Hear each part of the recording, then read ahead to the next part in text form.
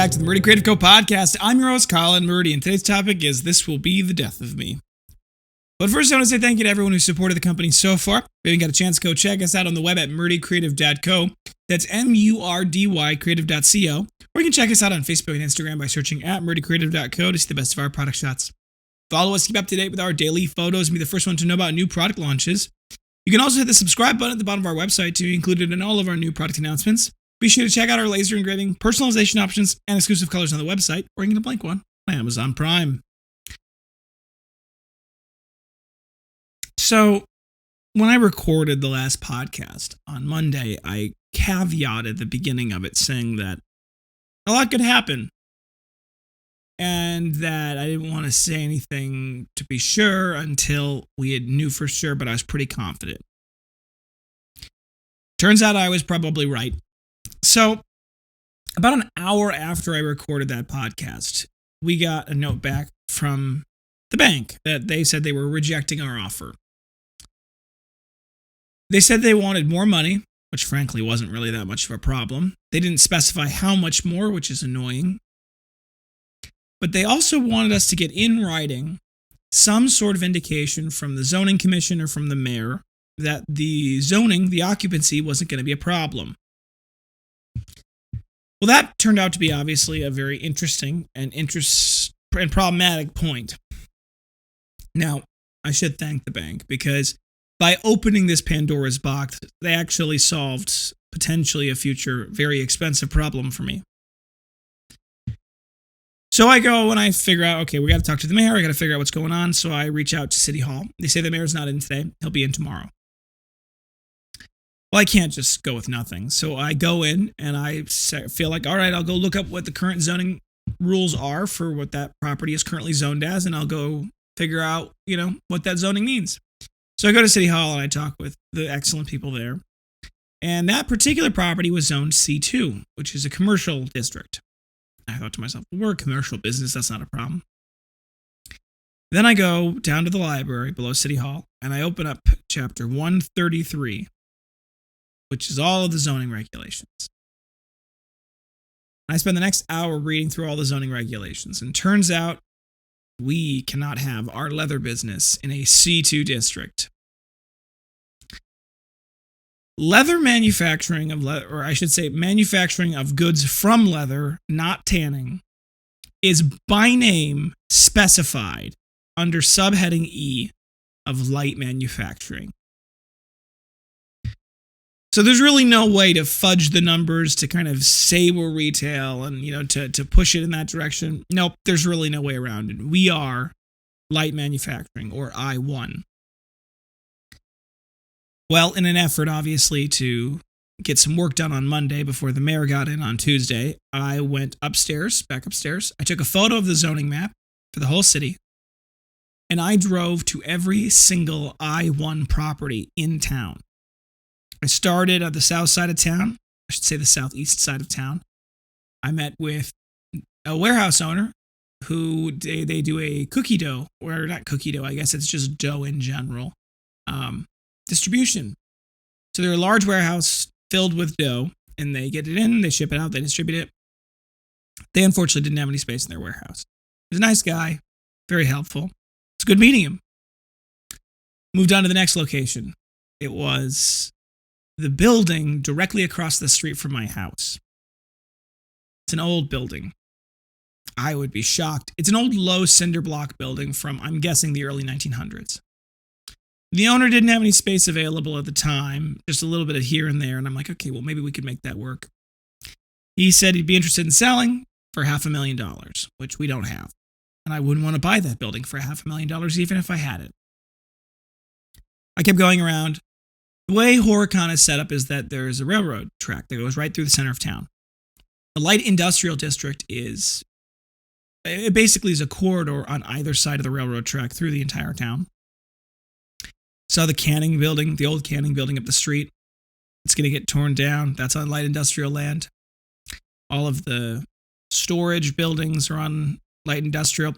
That actually became a theme that kept reoccurring, which is that a lot of these light industrial buildings are actually being used for storage, almost exclusively of snowmobiles. I don't know what that says, but it feels like a trope. So I'm driving around, looking at every possible building. I write down some addresses of things that are a maybe, not really anything I particularly like, but might work. And I then see, as I'm driving around, a Cleary building, a metal-sided, metal-roofed building that looks brand new and is pretty much the kind of version we'd built. It's about 3,900 square feet from the satellite maps. I can't really tell who owns it. It's a Monday afternoon at that point. There's no cars in front of it. There's no name on the front of the building. There's no phone number, so it doesn't look like it's an occupied building by a business. So I write that down, and I tell my realtor that, well, we can't get an answer on the zoning problem from the mayor until tomorrow anyway. Let's pursue this as essentially a backup and kind of keep an eye on it.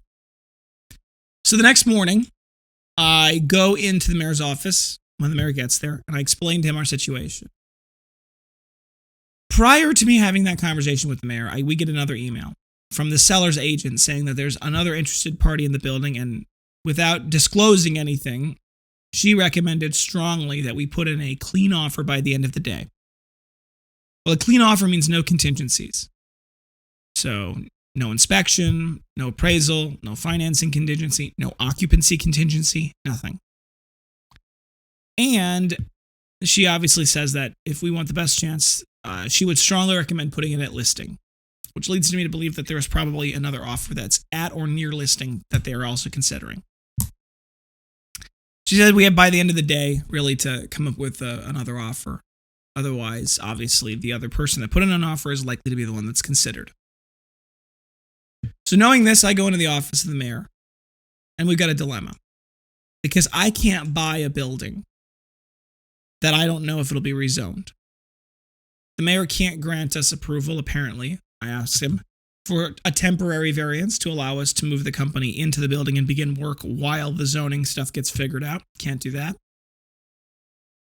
So the only way that we could make that building work is to buy that building and stay in our current location, both renting and paying a mortgage, for a month or maybe more. He said at the very earliest, he could potentially get it approved by September 28th. So that's at least a month. And that would require, so we have both of those. And then maybe if it gets rezoned, we can move. But that's a huge if, right? That's a big maybe. There's a zoning board commission member's house, I learned, 2 houses down from the building. And while the building itself is currently spot zoned commercial, to transition it into light industrial actually opens up the door to other things, like automotive repair and other things along those lines. And there was concern that that particular board member, as well as others on the zoning commission, wouldn't want that particular property potentially be rezoned. But we don't have a good alternative. We have no other place. So the people at Town Hall helped me find the tax records for the building that was specifically the one that I looked at, the Cleary building that I liked. And they got me the name and the address of the person that was there. There's no phone number, but the name and address is public record. So they were able to provide that to me. Good news is they're down the road from me. I get in my car and I go drive to meet them. I actually ended up at the wrong place, which was a very interesting experience because I spent an hour talking to that guy, that person that I met before I actually got to where I was going was a pure accident, and a very, very weird accident, and a very interesting accident that felt like a side quest on a very busy day. But anyway, I eventually make it to the home of the people that I'm really after, and I meet this gentleman. He is a nice, jovial gentleman who reminds me a lot of kind of the classic Italian mobster stereotype, right? Jovial, larger gentleman, friendly, but there's something about him that makes you feel like he could really make something happen if he had to. He explains to me that the building was something he'd built a while back to store boats, store things, and he didn't really think it'd be the right fit for us, and he also didn't really have any room inside it. And he seemed to take pity on me. And so he said, well, you want to go take a look at it? And of course I said yes. And he said, you want to ride with me? And the answer to that question is yes, of course. Because anytime you have an opportunity to stick yourself in a car with someone that you potentially want to ask a favor from in the future, do it. Because it gives you an opportunity to do what I did, which was I asked him about his family. He talked about his kids. I talked to him about his work, what he did in the past. And, we got to know each other a little bit. by the end of this conversation, when we got there, you could tell that he really did want to help, very much so. And he showed me the building, and he's absolutely right. It would not be a good fit for us. It's not insulated. It doesn't really have much electricity. It doesn't have any sewer. It doesn't have any water. I mean, it's not good for us. The rest of the land he owns that surrounds the building is potentially something that might work for us if we wanted to build in the future, right? It's good land for sale, and it's all light industrial, so maybe that might be important, but that particular point wasn't very helpful. We then proceeded to drive around town to pretty much all the same industrial buildings I'd gone to the day before, and he's telling me about who owns them and what he thinks about that, and trying to brainstorm with me. And eventually he drops me back off at the house, and I get my car because we really hadn't found anything. So I decided to go back to the mayor's office and talk to the mayor again about, frankly, to see if he had any other ideas. When we get there, Kristen is there. Kristen is the person I'd left a voicemail for a few days earlier. She is, I believe, the economic development director. Young person, helpful, very excited, very engaged. She really was.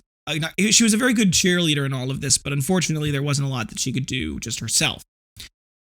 So she talked to me about some economic development areas they've got outside of town for building in the future, which we definitely might take that up because that seems like a really good opportunity, actually, all things considered. But we were talking about all the different buildings. There was one building called Marsh Automotive that was for sale, not listed as for sale, that had a little bit of a trouble with the railroad because the railroad thinks that part of the building is theirs. Now, I figure it's worth seeing, and the guy that owns its name was Mark. Now, there was another person in the room with Kristen fixing the lights. His name is Scotty, who I found out is the next door neighbor on the other side of the industrial building down the road from me. And he knows Mark well. Apparently they were either friends in high school or they knew each other because this is a small town of 3,000 people. He gave me Mark's number and I wrote it down wrong, but that actually turned out to be okay, and all in the end you'll see why. The real reason I'd come to specifically talk with the mayor is I wanted to see if he could give me more information about who owned the building, the actual person that was next door to the building we were originally going to buy, the one on Clinton Street. I get the name from Kristen. She obviously is happy to share it with me and talk. And she goes, talk to him. He's a reasonable guy. He's a good guy. He might be able to help. So at the same time, I take a picture of the zoning map again because I'd taken all of the I-1 locations, which is light industrial, but I hadn't really mapped out any of the heavy industrial, which is part of the town as well. And so I figured, okay, well, the zoning regulations specifically state that you can do anything in I-2 that you can do in I-1. So at least that's a good backup if I can't make any progress. I drive over to the actual building where the old building we were originally going to buy, and I go and I look for the person that's there. I know his name now, and he's not there, but I talk to his secretary, and then I end up calling him on the phone and talking with him. He wasn't really able to help. It turns out that he's leasing his buildings from the parent company that owns the Clinton building that I was going to buy as well. And it seems that his company is planning on probably growing, and that's why that company is looking to tear down the building that I was going to buy and put something else there because they want to support the business that's leasing from them. He did say that he would speak to the person that owns the building, and he would call him on the phone the second he got off the phone with me and get an answer, because obviously the whole offer to lease that building hadn't gotten any response. There'd been no movement whatsoever. And so he said, I'm going to call him. I'm going to get an answer because obviously I know you're on a time crunch. So that's good. So after I leave there, I drive across the street to the heavy industrial district, and I say, okay, well, I'm running out of options. I can't get a hold of Mark because I'd written the number down wrong. I don't really have a good answer on that lease. We can't buy the diner, not knowing if we'll be able to rezone it. And the building that I'd hoped, the Cleary building, that was apparently one of the only industrial buildings in the area that it wasn't either full or whatever, is actually full, and I'm not going to be able to have that. So I go over to the first warehouse in the industrial district. Now, if anybody's ever been to Horicon, or you ever go to Horicon, you'll realize that on the north, mostly west side of town, is the John Deere plant, a very large John Deere plant.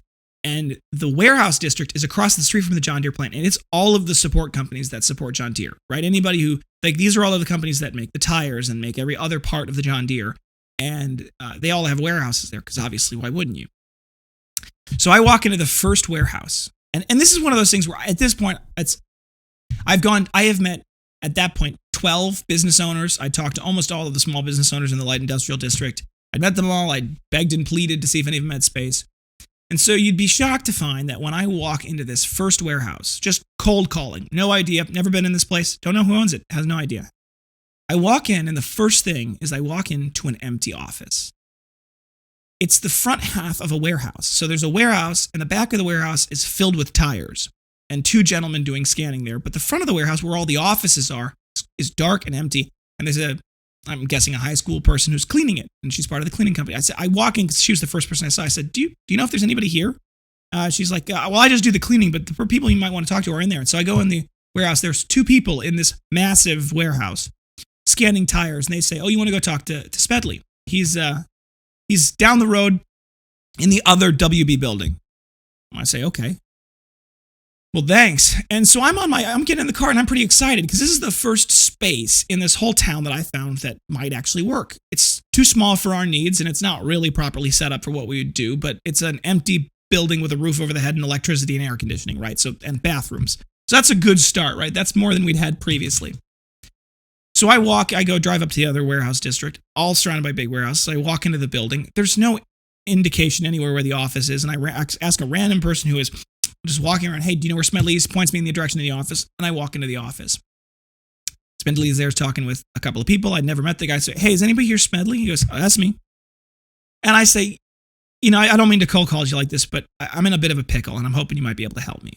I run a small business. I tell them the whole story, what we're doing, what we're trying to do, the fact that I wasn't able to buy these buildings and that we'd hope to build them. And he goes, I actually think I might have a better space for you. And I say, by all means, tell me about it. He goes, hop in the truck, I'll show you. So I get in the truck with him. He drives around town to one of the only warehouses in town itself, which I'd kind of overlooked because, frankly, it didn't strike me as a place that would have any open space. We drive up to this warehouse. It's a 40,000 square foot warehouse. And he opens up the front door to the offices attached to that warehouse. And these are much larger than the offices in the other warehouse. This is a much larger office. There's multiple rooms. There's a big main room. There's 2 unisex bathrooms and 2 offices. It's air conditioned. Yesterday was an incredibly hot day. It was just blisteringly, humidly hot. And so when I walked in, the first thing I'm like, oh, thank goodness, there's air conditioning. It's heated. It's air conditioned. It's got electric. It's obviously got water. It's got 2 bathrooms. It's got a couple of rooms. And he said, yeah, we haven't been using this. We haven't ever used this. So if you can work it out, we'd love to, this would be a great place for you, at least I think. And I'm like, this would be perfect. And he shows me the rest of the warehouse, and obviously it's fine. It's a warehouse filled with stuff, and there's guys working there pulling parts, but we wouldn't need any of that. So he goes, I actually don't know how many square feet this is. I said, I'll walk it out with you. So the floor tiles are 1 by 1. It's easy. We count it out. I'm drawing a little map of all the square footage, and we find out in the end that it's a little under 3,300 square feet, right? So it's actually a pretty decent size. As far as its layout goes, I still have to spend a little more time thinking about it and how we'd lay things out. But even if we had to lay things out in a not ideal way, they'd be indoors, right? That's a step up from what we currently have as far as the projections. So I say to him, this might be perfect. He says, I'll get my guy on the phone and I'll have him call you. We'll work something out. He said, we can be flexible. And I'm hoping that, obviously I haven't seen the lease option yet and I haven't talked with their people yet, but honestly speaking, I do think he seems like a really nice guy. He seems like he wants to help, and he seems like he's understanding of our position. And frankly, when it comes down to it, I think we're helping him by taking it off the building, but I also don't think that he's going to lock us into a long lease. I don't think he wants to do that. I think he knows what we're trying to do, and he respects that. And he's a business owner himself. So that was good. That was a good call. So we get back to the office, and he drives back. He's kind of showing me some of the other warehouses. And we drive back, and he goes, I was talking about, he says he was working through the buildings in town. He goes, did you ask about this building? Yeah, but I asked him, didn't have any space. How about him? Yep. And I'm working. He goes, wow, you really have gone to everybody. I said, yeah. He goes, I said, the only people I haven't been able to get hold of is Mark from Marsh Automotive. He goes, oh, Mark works for me. I'm like, really?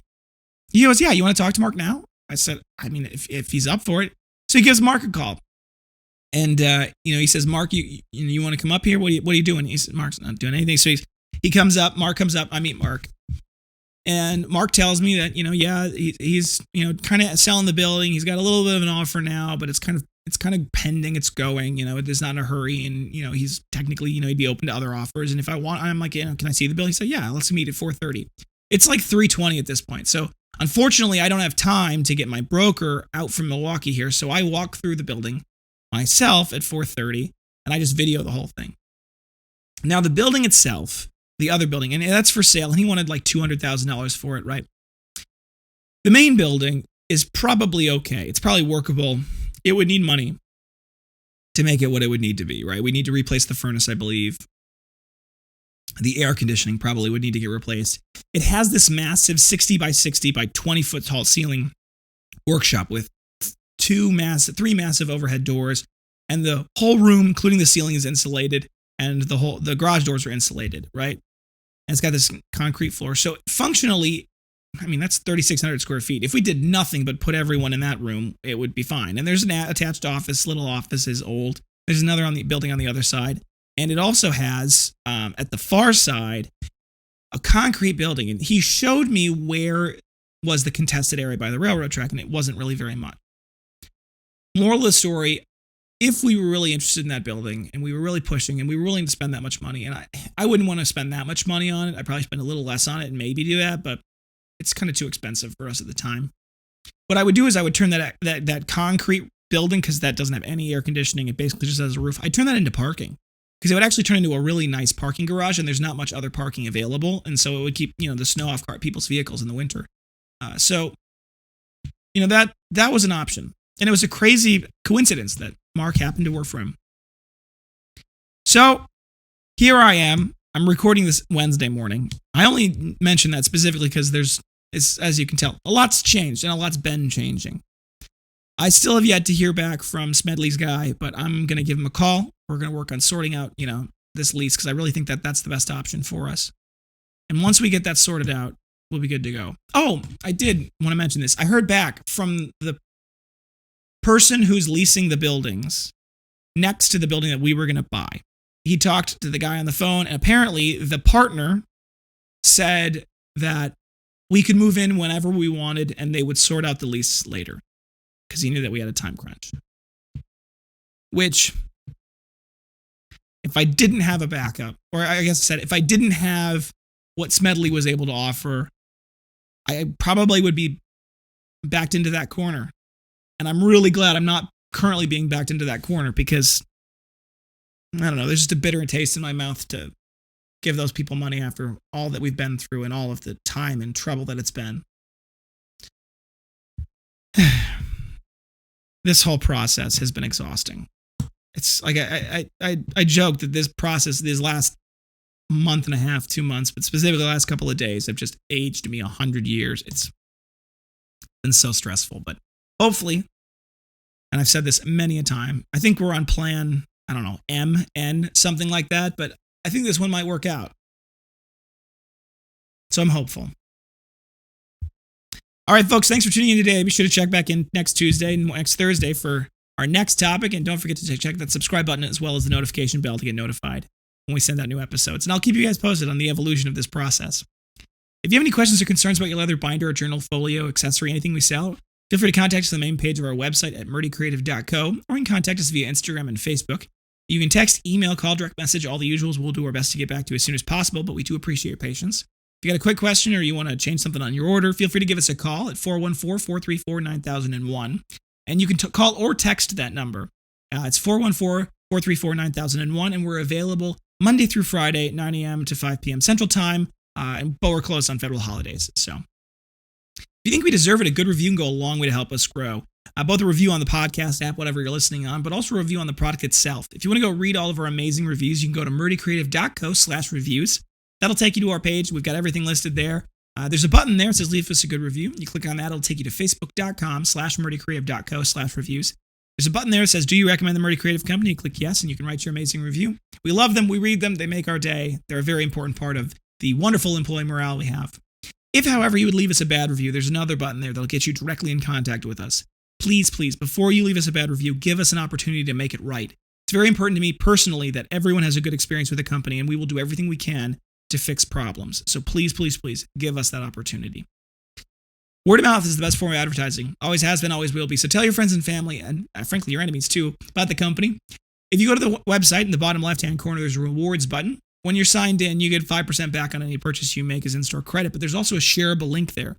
When you share that with your friends and family, they get $5 off their first purchase, and you get $5 of in-store credit. So check that out. Helps them, helps us, helps you. It's great all around.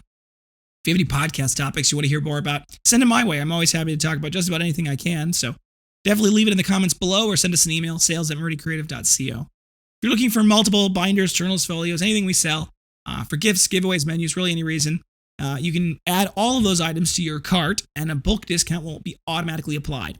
So you can mix and match to your heart's desire. It's only based off the total cart quantity, so feel free to add however many you need of whatever, and it'll automatically apply. If you're interested in strategizing on that bulk discount and you don't have a specific number in mind, feel free to reach out to us. Send us an email, sales@murdycreative.co, sales@Murdy Creative Co, and we'll be able to help figure out the best price for the best product at for your bulk discounts. So reach out to us if you got that. If you're looking for a custom engraved item, we have no minimum order quantities and no setup fees. It's a flat fee of usually $15 per book, per item, I guess I should say. I can go up a little bit depending on the size and complexity, but that's relatively rare. So it's $15, and that's before bulk discount. So you can get just one of something if you want just one. But if you want to get a bunch of things and you want them all to be engraved, that 15% or the $15 can be discounted significantly by the bulk discount. So check that out. Send us an email if you're interested in getting something custom engraved, sales@murdycreative.co. Thank you guys so much for tuning in. Have a great day, and goodbye.